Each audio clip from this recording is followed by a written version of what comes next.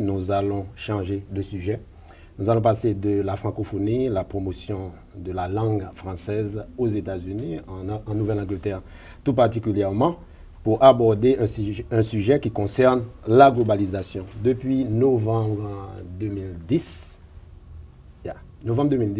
la France assure la présidence du G20. C'est extrêmement important quand on dit le groupe G20, c'est à peu près 85% de l'économie mondiale. C'est en fait 2/3 de la population mondiale.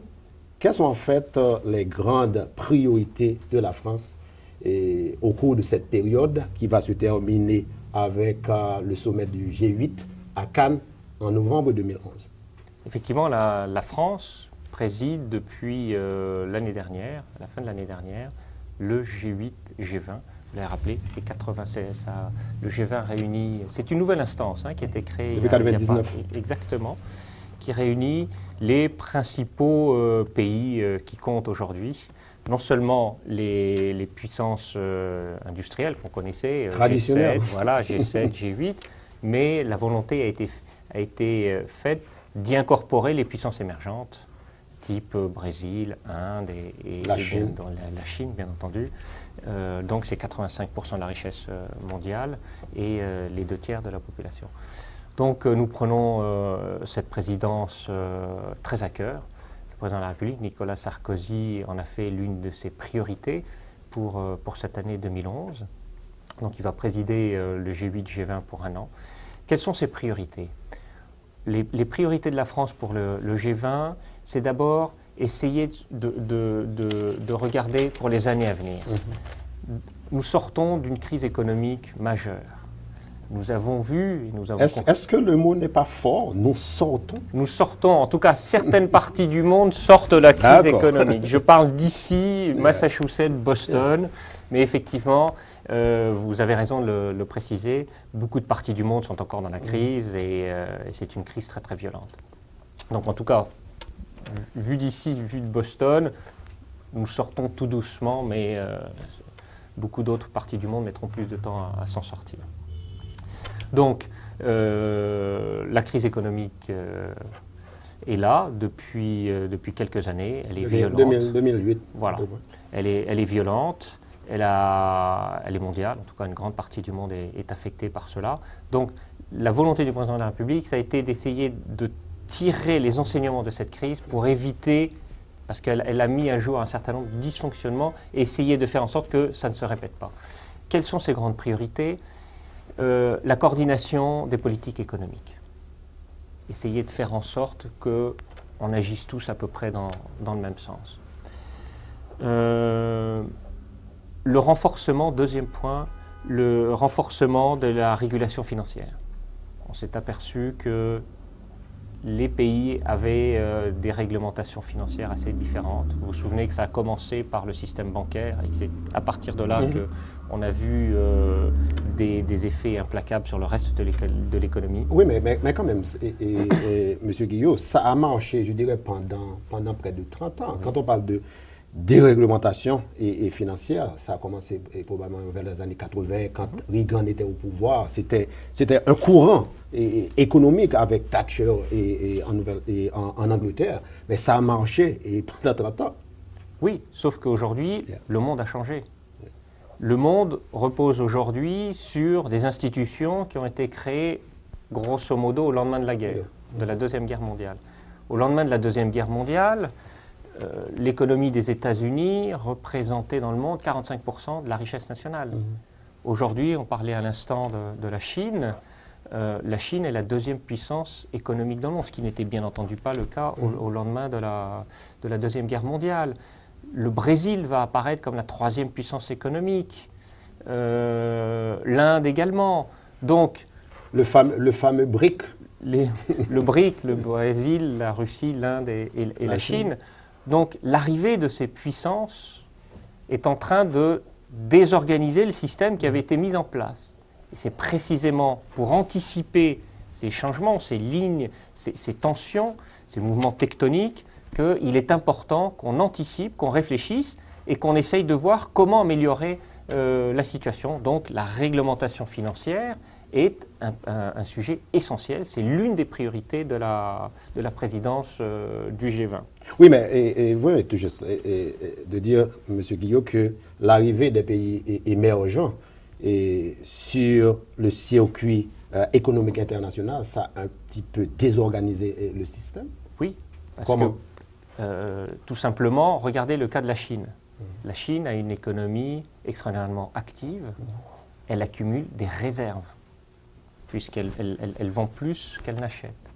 L'accumulation de réserves dans un pays, ces réserves, ils les ont récupérées d'ailleurs. Donc c'est un facteur nouveau dans la vie économique mondiale aujourd'hui, quelque chose qui n'existait pas il y a 20 ans.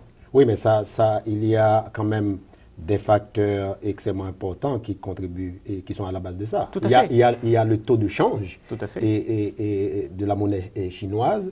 Il y a également la main-d'œuvre en Chine extrêmement bon marché. Donc, c'est ce qui porte, par exemple, des pays comme la France, les États-Unis, l'Occident à délocaliser leurs entreprises pour investir en Chine.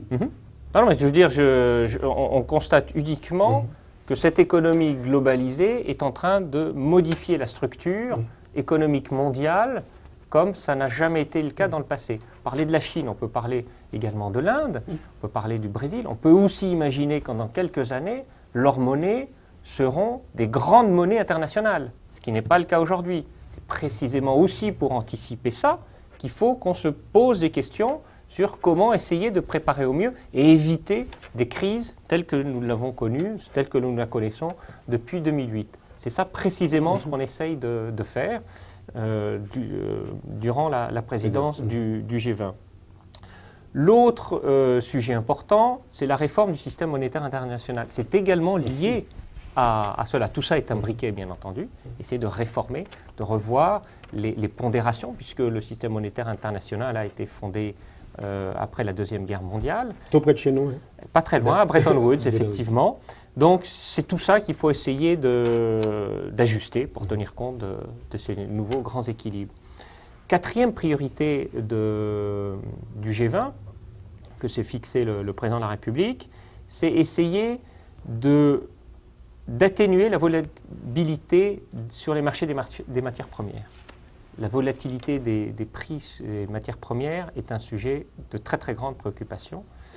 Pour vous donner un exemple, si on repart en 2008, le baril de pétrole, premier semestre, valait 145 $. Deuxième semestre, il valait les 40 $. Et là, aujourd'hui, il est environ à 100 $. À cause de la crise égyptienne, bien entendu. Donc, ça fait des mouvements à la hausse très violents, des mouvements vers la baisse, à la baisse très violents. Sur le marché, par exemple, de la tonne de blé. La tonne de blé, l'évolution du prix de la tonne de blé est passée en quelques semaines de 100 € à 300 €. Donc, une immense volatilité. Et bien entendu, ceux qui importent ça sont les premières victimes de ces fluctuations. Et en particulier, on se souvient aussi des manifestations qui avaient eu lieu à Haïti en 2008 à cause des fluctuations sur les prix des matières premières, notamment agricoles. Si on se projette là aussi à l'avenir, en 2050, en gros, la population augmentera, nous aurons une population au niveau mondial d'environ 9 milliards de personnes. C'est-à-dire qu'il va falloir augmenter les productions agricoles d'environ 70%, 2050. Là aussi, comment essayer de faire en sorte qu'il y ait une croissance plus harmonieuse des prix des matières premières. En parlant de matières premières, ça concerne non seulement les pays industrialisés, mais également, je dirais, l'Afrique pauvre, entre parenthèses. Mais ces décisions, en dehors de l'Afrique du Sud, qui fait partie du G20, il n'y a pas d'autres pays africains à participer à ces grands sommets pour défendre leurs propres intérêts.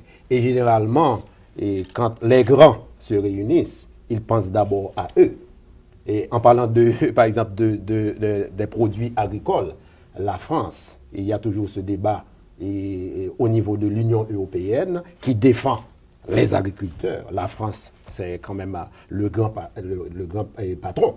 Et face aux États-Unis, et qui fait exactement la même chose. Là, il y a un vrai conflit entre défendre ses propres intérêts ou bien les intérêts de ses agriculteurs, en même temps protéger les petits pays agricoles, en particulier les pays africains. Alors, sur l'Afrique, l'Afrique est bien entendu au cœur des préoccupations du G20. L'Afrique va concentrer... Alors, si vous voulez, je continue les priorités. Mmh. Avant-dernière priorité, c'est améliorer la gouvernance mondiale. On s'aperçoit que la gouvernance mondiale n'est pas vraiment représentative. Regardez au Conseil de sécurité la difficulté qu'on a à faire évoluer cette structure. Vous avez 5 membres permanents, dont la France, auquel on a rajouté 10 membres semi-permanents qui tournent sur en tout cas dans le mandat et de 2 ans. On essaye de réformer ce Conseil de sécurité de façon à le rendre aujourd'hui plus représentatif, parce que là aussi, c'est une structure dont le modèle remonte au lendemain de la Deuxième Guerre mondiale. Donc, on essaye d'améliorer la gouvernance mondiale. Dernière priorité, et non des moindres, renforcer l'aide au développement. Ce que le président de la République souhaite, c'est que les pays du G20 s'engagent résolument en faveur du développement et en particulier en faveur de l'Afrique. L'engagement a été pris, par exemple, de consacrer à l'aide publique au développement 100 milliards de dollars par an en 2020. Et quel pourcentage, en fait, du PIB français? Le PIB français, la France aujourd'hui, la France dans le monde, c'est 4%. 4%, ok.